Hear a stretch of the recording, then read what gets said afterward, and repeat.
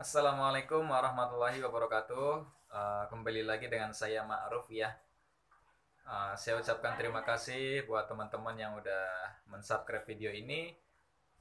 Teman-teman yang udah membagikan video-video saya ucapkan terima kasih ya. Semoga teman-teman selalu dalam lindungan Allah, selalu dalam keadaan sehat. Yang lagi sakit juga selalu bisa cepat diberi kesembuhan oleh Allah Subhanahu wa taala ya. Amin. Buat teman-teman, untuk kali ini saya akan sharing mengenai uh, apa asam lambung ya. Apakah asam lambung itu berbahaya dan bisa bikin komplikasi ke organ-organ yang lain ya. Jadi teman-teman, saya dulu pernah menanyakan ke dokter spesialis penyakit dalam yang merawat saya ya. Jadi saya, karena saya takut gitu ya, kok saya dicek EKG juga, kok saya dicek paru-parunya juga gitu ya.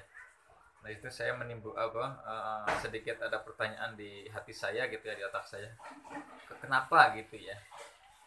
Jadi teman-teman,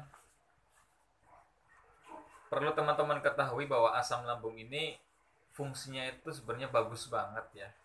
Salah satu fungsi asam lambung adalah dia membantu proses pencernaan ya, memproses makanan ya, menghancurkan makanan. Kalau nggak ada asam lambung, betapa beratnya tugas dari lambung, usus ya, dalam menyerap makanan, dalam memproses makanan gitu ya. Dengan adanya asam lambung ini sangat terbantu ya teman-teman. Dan juga asam lambung ini membunuh bakteri-bakteri yang masuk ke dalam tubuh kita ya, ke dalam lambung kita ya. Kita kan nggak tahu makan apa aja, ada bakterinya apa enggak gitu ya, ada virusnya apa enggak. Dengan adanya asam lambung ini dia bisa membunuh parasit ataupun virus bakteri yang masuk ke dalam lambung kita ya. Coba teman-teman bayangkan kalau nggak ada asam lambung, apa jadinya tubuh kita ya. Mungkin udah banyak banyak banget bakterinya kali ya teman-teman ya. Jadi yang saya tanyakan ke dokter, dok, apakah asam asam lambung ini bisa menyebabkan komplikasi ke organ yang lain ataupun menyebabkan komplikasi gitu ya. Jadi jawaban dokter, selagi asam lambung ini kadar keasamannya terjaga, itu malah bagus. Tapi buat teman-teman yang sekarang sedang sakit asam lambung kan, atau GERD ini kan, dia tingkat keasamannya turun. Jadi si asam lambung asam banget gitu ya. Dan ketika dia, jadi si lapisan lambung itu nggak kuat menahannya karena asam banget ya. Nah, ataupun bisa menyebabkan luka ya. Nah, penyebab asamnya ini kan teman-teman sudah tahu ya, dari pola makannya, dari pola pikirnya. Ini pola pikirnya yang benar-benar ini ya, yang benar-benar berpengaruh banget, yang menyebabkan tingkat keasamannya tuh bisa asam banget tuh dari pola pikir teman-teman ya. Nah, ketika asam lambung ini keluar dari lambung, artinya dia naik melewati klep ya.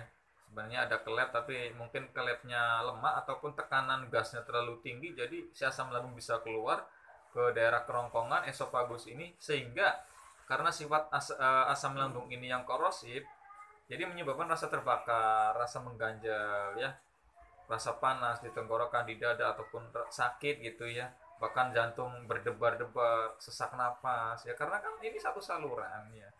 Dan di ya, ke paru-paru juga ada kelep juga kan, ada saluran juga, mungkin teriritasi ataupun menyebabkan penyempitan di saluran pernapasan kita ya, karena terkena asam lambung ini yang erosif gitu ya.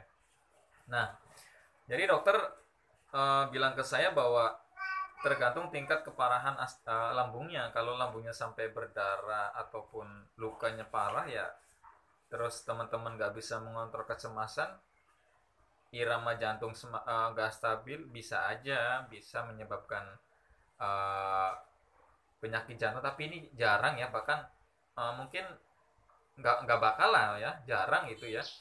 Yang sering itu mereka-mereka itu punya asam lambung tapi ternyata punya riwayat jantung juga gitu ya, makanya menjadi jantungnya menjadi lebih parah ataupun terjadi penyempitan seperti itu ya. Kalau yang nggak ada, yang nggak punya riwayat mah nggak apa-apa ya.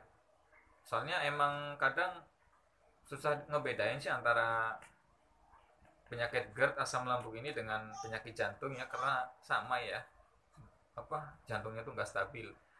Tapi kalau setelah di EKG itu sebenarnya walaupun irama jantung cepat tapi dia stabil loh, misalkan duk duk duk duk duk duk duk, duk tapi stabil. Nah ketika kalau yang penyakit jantung kan duk duk duk duk, duk dia berhenti terus duk duk duk duk duk, duk iramanya nggak stabil ya, jadi naik naik naik naik turun naik turun. Nah itu nggak stabil namanya. Kalau kita kan yang sedang cemas kan duk duk duk duk duk duk duk, duk gitu ya, setelah di EKG juga ternyata normal stabil itu ya. Jadi seperti itu teman-teman ya.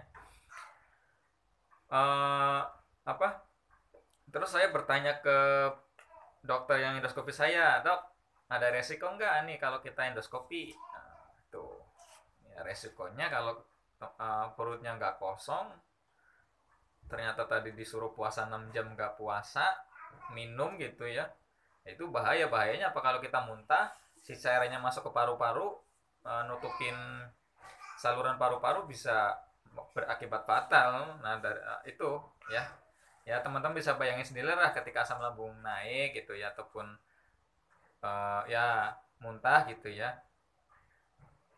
Makanya buat teman-teman yang kena asam lambung ini disarankan kalau tidur itu diganjel ya, biar nggak naik ya. Itu salah satunya, biar nggak mengiritasi ke yang lain gitu ya. Jadi keadaannya tetap di lambung lah. Kalau di lambung insya Allah dia punya pertahanan lah, walaupun ya kalau lagi tidur kan tingkat keasaminya turun ya, nggak asam banget ya, seperti itu ya. Jadi teman-teman nggak usah khawatir, nggak usah dibikin pusing.